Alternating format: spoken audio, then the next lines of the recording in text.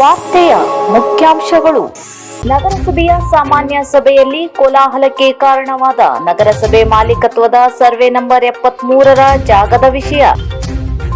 SIT ತನಿಖೆ ನಿಷ್ಪಕ್ಷಪಾತವಾಗಿ ನಡೆಯಬೇಕು. ಶ್ರೀ ಭಟ್ಟಾಕಲಂಕ ಭಟ್ಟಾರಕ ಪಟ್ಟಾಚಾರ್ಯವರ ಸ್ವಾಮೀಜಿ. ಯಲ್ಲಾಪುರದ ಬೇಡ್ತಿ ಹಳ್ಳದಲ್ಲಿ ಕಾಣೆಯಾದ ಓರ್ವನ ಶವ ಪತ್ತೆ. ಗಣೇಶ ಚತುರ್ಥಿ ಹಿನ್ನೆಲೆಯಲ್ಲಿ ಶಿರಸಿಯಲ್ಲಿ ಶಾಂತಿ ಪಾಲನಾ ಸಭೆ. ಲಕ್ಷ್ಮೀನಾರಾಯಣರಿಗೆ ರಾಜ್ಯ ಮಟ್ಟದ ಛಾಯಾಭೂಷಣ ಪ್ರಶಸ್ತಿ. ಜಗತ್ಪ್ರಸಿದ್ಧ ಧಾರ್ಮಿಕ ಸ್ಥಳವಾದ ಧರ್ಮಸ್ಥಳದ ಮೇಲೆ ಅನಾಮಿಕ ವ್ಯಕ್ತಿ ಮಾಡಿರುವ ಆರೋಪಕ್ಕೆ ಎಸ್ಐಟಿಯಿಂದ ತನಿಖೆ ನಡೆಯುತ್ತಿದ್ದು, ಈ ತನಿಖೆ ನಿಷ್ಪಕ್ಷಪಾತವಾಗಿ ನಡೆಯಬೇಕು. ಇದರ ಸತ್ಯಾಂಶ ಹೊರಬರುವವರೆಗೂ ಯಾರೂ ಕೂಡ ಮಾತನಾಡಬಾರದು. ಹೊರಬಂದ ಮೇಲೆಯೇ ಯಾವುದೇ ತೀರ್ಪು ಬಂದರೂ ಗೌರವಿಸೋಣ ಎಂದು ಸೋಂದಾ ಜೈನ ಮಠದ ಜಗದ್ಗುರು ಸ್ವಸ್ತಿ ಶ್ರೀ ಭಟ್ಟಾಕಲಂಕ ಭಟ್ಟಾರಕ ಪಟ್ಟಾಚಾರ್ಯವರ ಸ್ವಾಮೀಜಿಯವರು ತಿಳಿಸಿದ್ದಾರೆ. ಆ ಒಂದು ಕೇಸಿನ ಸಂಪೂರ್ಣ ತನಿಖೆ ಮಾಡಲಿಕ್ಕೆ ಅವರಿಗೆ ವಹಿಸಿಕೊಡಲಾಗಿದೆ. ಈಗ SITಯವರು ಈಗಾಗಲೇ ಅದರ ಬಗ್ಗೆ ಚುರುಕಾಗಿ ಕಾರ್ಯಪ್ರಗತಿಯಲ್ಲಿ ಮಾಡ್ತಾ ಇದ್ದಾರೆ. SIT ತನಿಖೆ ನಿಷ್ಪಕ್ಷಪಾತವಾಗಿ ಆಗಲಿ, ಅವರಿಗೆ ಯಾವುದೇ ಒತ್ತಡಗಳು ಬರಬಾರ್ದು ಅನ್ನೋದು ನಮ್ಮ ಆಗ್ರಹ. ಅದರ ಜೊತೆಗೆ ಅನೇಕರು ಈಗಾಗಲೇ ತನಿಖೆಯಲ್ಲಿರ್ತಕ್ಕಂಥ ಒಂದು ಕೇಸ್ ಮೇಲೆ ಯಾರೂ ಮಾತಾಡ್ಲಿಕ್ಕೆ ಹೋಗಬಾರ್ದು. ಈಗಾಗಲೇ ಇನ್ನೂ ತನಿಖೆ ನಡೀತಾ ಇದೆ. ಈಗ ನಡೀತಾ ಇರುವಾಗಲೇ ನಾವೇ ತೀರ್ಪು ಕೊಡೋದಲ್ಲ. ಆ ತನಿಖೆ ಆದಮೇಲೆ ನ್ಯಾಯಾಂಗದಲ್ಲಿ ಹೋಗಿ ಯಾವ ಕೋರ್ಟ್ ಇದೆ, ಕೋರ್ಟ್ನಿಂದ ಅದರ ಬಗ್ಗೆ ಯಾವ ಸುಳ್ಳು ಇಲ್ಲ, ಆರೋಪ ಪ್ರತ್ಯಾರೋಪಗಳನ್ನು ಕೂಲಂಕಷವಾಗಿ ಅವರು ಪರಿಗಣಿಸಿ ಆ ನಂತರ ಅವರು ಯಾವ ತೀರ್ಪು ಕೊಡ್ತಾರೆ ಆ ತೀರ್ಪನ್ನು ನಾವು ಸ್ವಾಗತಿಸ್ತೀವಿ. ಜನರು ಅಲ್ಲಿಯವರೆಗೆ ಸಂಯಮವನ್ನು ಕಾಪಾಡಿಕೊಳ್ಬೇಕು. ಹಾಗೆ ಹೆಗಡೆ ಪರಿವಾರದವ್ರಿಗೂ ಕೂಡ ನಾವು ಈ ಸಂದರ್ಭದಲ್ಲಿ ಅವರಿಗೂ ಕೂಡ ಆತ್ಮಸ್ಥೈರ್ಯ ಹೆಚ್ಚಾಗಲಿ ಅಂತೇಳಿ ಕ್ಷೇತ್ರದ ದೇವತೆಗಳಲ್ಲಿ ಪ್ರಾರ್ಥನೆ ಮಾಡ್ಕೋತೀವಿ. ಈ ಬಗ್ಗೆ ಸಮಸ್ತ ಭಟ್ಟಾರಕರು ಹಾಗೆ ಆಚಾರ್ಯ ಶ್ರೀ 108 ಗುಣಧನ್ವಂತಿ ಮುನಿಮಹಾರಾಜರು ಕೂಡ ತಮ್ಮ ಆಶೀರ್ವಾದವನ್ನು ಬೆಂಬಲವನ್ನು ಸೂಚಿಸಿದ್ದಾರೆ. ಶ್ರೀ ಕ್ಷೇತ್ರ ಸ್ವಾತಿ ದಿಗಂಬರ ಜಯಮಠ ಯಾವಾಗಲೂ ಕೂಡ ತಮಗೆ ಬೆಂಬಲವಾಗಿರುತ್ತದೆ. ಹಾಗೆ ತಾವೆಲ್ಲರೂ ಕೂಡ ಮುಂದಿನ ದಿನಮಾನಗಳಲ್ಲಿ ಸುಖದಿಂದ ಇರಲು ನಾವು ಭಗವಂತನಲ್ಲಿ ಪ್ರಾರ್ಥಿಸ್ತೀವಿ. ಎಲ್ಲರಿಗೂ ಶುಭ ಮಂಗಲವಾಗಲಿ. ನಗರಸಭೆಯಲ್ಲಿ ನಡೆದಿರುವ ಸಾಮಾನ್ಯ ಸಭೆಯಲ್ಲಿ ಕೋಲಾಹಲಕ್ಕೆ ಕಾರಣವಾದ ನಗರಸಭೆ ಮಾಲೀಕತ್ವದ ಸರ್ವೆ ನಂಬರ್ 73ರ ಜಾಗದ ವಿಷಯಕ್ಕೆ ಸಂಬಂಧಪಟ್ಟಂತೆ ಪರಸ್ಪರ ಕಾಲೆಳೆದುಕೊಂಡ ನಗರಸಭೆಯ ಸದಸ್ಯರು ನ್ಯಾಯಾಲಯದಿಂದ ನಗರಸಭೆ ಪರ ತೀರ್ಪು ಬಂದು 9 ವರ್ಷವಾದರೂ ಏಕೆ ನಗರಸಭೆ ತನ್ನ ತಾಬೆ ಪಡೆದುಕೊಂಡಿಲ್ಲ ಎಂದು ನಗರಸಭೆ ಅಧ್ಯಕ್ಷರಿಗೆ ಪ್ರಶ್ನೆ ಮಾಡಿ ಈ ಬಗ್ಗೆ ಪೊಲೀಸರಿಗೆ ದೂರು ನೀಡಿ ತನಿಖೆ ನಡೆಸಬೇಕೆಂದು ಯಶವಂತ್ ಮರಾಠೆ ಅವರು ಪಟ್ಟು ಹಿಡಿದರು.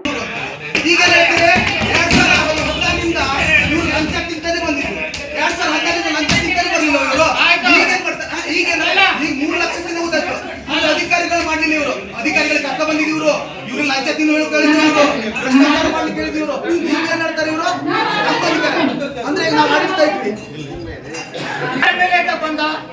ಚೌಬನೆ ಯಾರ ಮೇಲೆ ಬಂದ, ಯಾರಿಂದ ಬಂದ?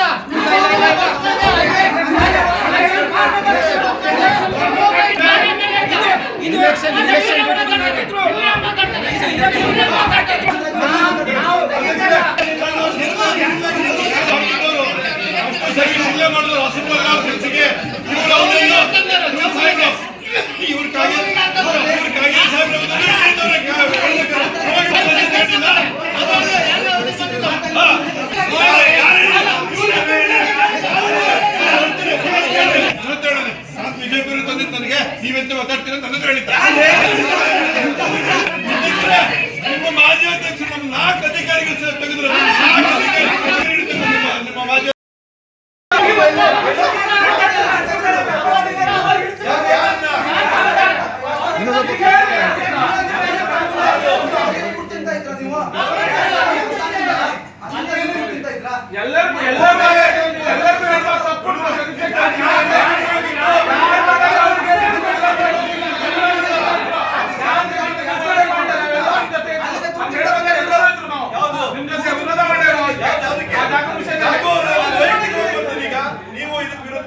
ನೀವು ನಮ್ಮ ಸದಸ್ಯರ ಬಂದು ಅವನ ವಿಷಯ ಬಿಟ್ಬಿಡು, ಅದಕ್ಕೆ ನಾನು ಏನ್ ಕೊಡ್ತೀನಿ?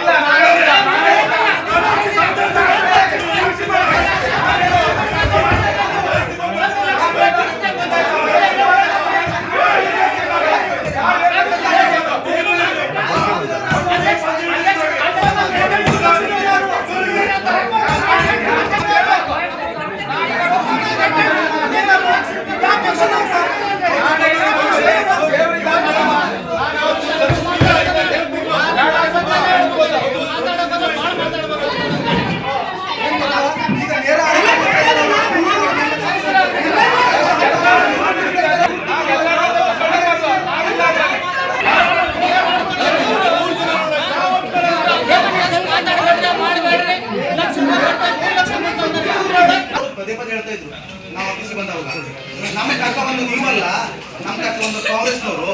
ನಾ ಏನ್ ಬೇಕಾದ್ರೆ ಮಾಡ್ತೇವೆ. ನಮ್ಮ ಹತ್ರ ಹೇಳಿದ್ದಾರೆ ಭ್ರಷ್ಟಾಚಾರ ಮಾಡ್ಲಿಕ್ಕೂ ನಾನು ಹಿಡಿಯಿದ್ದೆ, ನಮ್ಗೆ ಅವಕಾಶ ಕೊಟ್ಟಿದ್ದು ಇವರು, ಕರ್ಕ ಬಂದಿದ್ದು ಇವರು. ಈಗ ಹೇಳ್ತಾರೆ 2014 ಇವ್ರು ಲಂಚ ತಿಂತಾನೆ ಬಂದಿದ್ರು, 2014 ಲಂಚ ತಿಂತಾನೆ ಬಂದಿಲ್ಲ ಇವರು. ಈಗೇನ್ ಮಾಡ್ತಾರೆ, ಈಗ 3 ಲಕ್ಷ ದಿನ ಹೋದಾಯ್ತು. ಅಧಿಕಾರಿಗಳು ಮಾಡ್ಲಿಲ್ಲ ಇವರು, ಅಧಿಕಾರಿಗಳಿಗೆ ಕರ್ಕ ಬಂದಿದ್ದು ಇವರು. ಇವ್ರು ಲಂಚ ತಿನ್ನು ಕೇಳಿದ್ರು ಇವರು, ಭ್ರಷ್ಟಾಚಾರ ಮಾಡ್ಲಿಕ್ಕೆ ಹೇಳಿದ್ರು ಇವರು. ಈಗ ಏನ್ ಹೇಳ್ತಾರೆ ಇವರು, ನಮ್ಮ ಅಧಿಕಾರ ಅಂದ್ರೆ ನಾವು ಮಾಡ್ತಾ ಇದ್ವಿ. ಚೌಬಲೆ ಯಾರ ಮೇಲೆ ತಗೊಂಡ, ಯಾರಿಂದ ಬಂದ?